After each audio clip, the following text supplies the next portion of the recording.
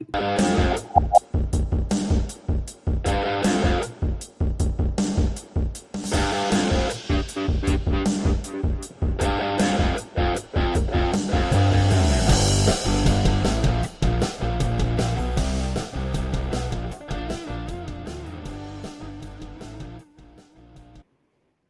morning, hockey fans. This is Stephen Heisler with HeisHockey.com, the Victorious Hockey Company, and the Junior Hockey Discussion Group on Facebook. You are watching the Junior Hockey Morning Show. We are on the World Sports Broadcasting Network, WSBN.TV, YouTube, Facebook, Twitter. Where else, Tommy? Today is Wednesday, September 13th. North American Hockey League Showcase kicks off today. Today's really the start of the real NAHL season. I know we've had some games in the last week and scattered around here and there, but in reality, this big event is what really showcases what the North American Hockey League is all about. I think the NAPHL has some games going on there as well this weekend, but that's not the topic today. Got something a little deeper. If I were king, advisors that threaten coaches would face safe sport ineligibility. Yes, we have to go there today. This should be exciting. Junior hockey coaches can always expect overzealous parents, especially parents of new players at the beginning of the season.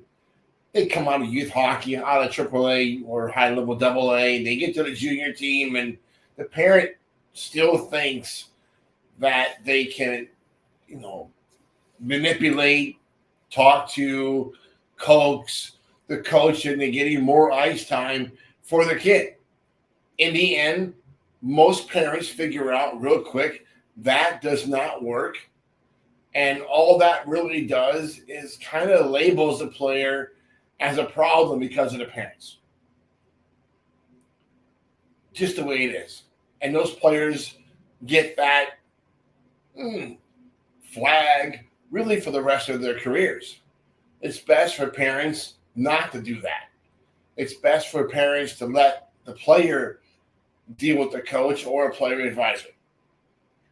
It's a different story when a National Hockey League player agent / advisor gets into the picture and decides to threaten the coach because his client is not on the top line or in the top power play unit.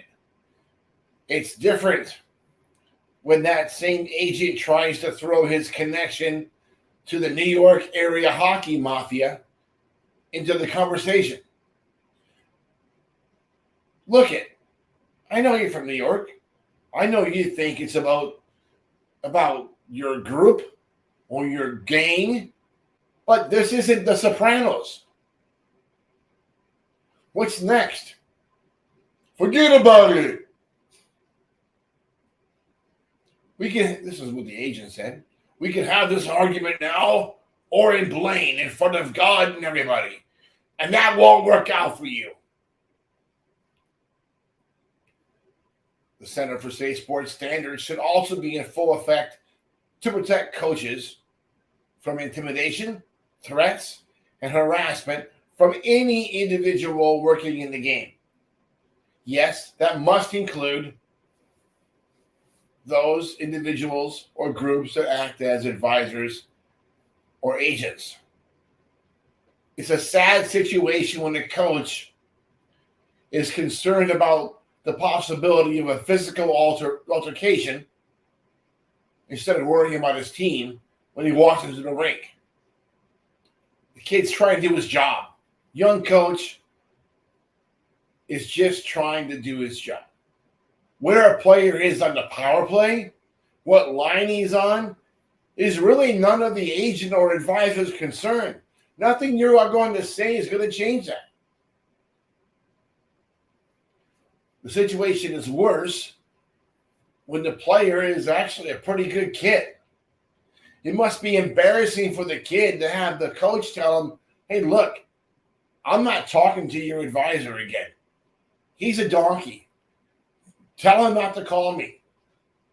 If you got a problem, talk to me. I'm not talking to that dingo again. I told the coach to trade the kid to Fairbanks or Kenai River. It'd be hilarious for that big, tough New Yorker to try to pull that crap up there. It's amazing how hard it is to find evidence from the belly of a hungry brown bear. I don't know where that guy's at. He went for a walk. He said he was going to go out and get a snack. Or maybe he said he was going to walk outside and be the snack. I don't know. Some things don't make any sense. No, I'm not condoning violence. But if an advisor has the testicles to threaten the coach with his boys, hey, that doesn't work. Here's what we are getting from the leagues. The league is not interested in working with any agent or advisor that has a history of threatening or harassing players, coaches, or the league staff. Agents and advisors need to be held to the same standards, the same behavioral standards as everybody else in the game. Absolutely correct. Doing so, coaches with USA Hockey sanctioned teams should report any such behavioral violations directly to Safe Sport. There needs to be a record of this kind of stuff, guys. If this advisor did this to one player or one coach, you can expect and understand he's doing it to everybody else. He's trying to strong arm other coaches, other teams.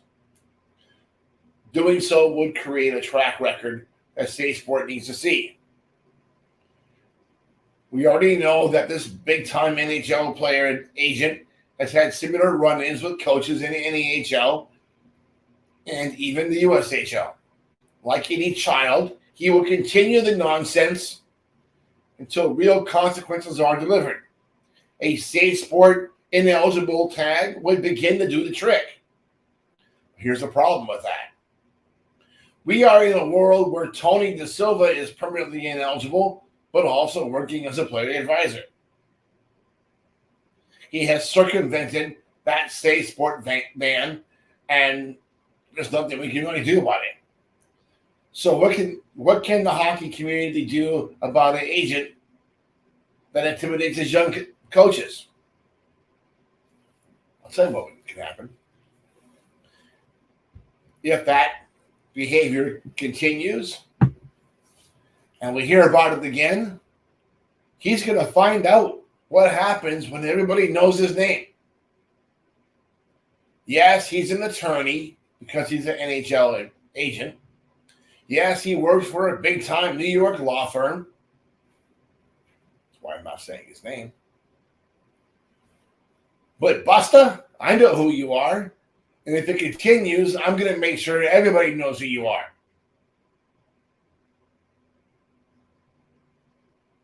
That's it for today.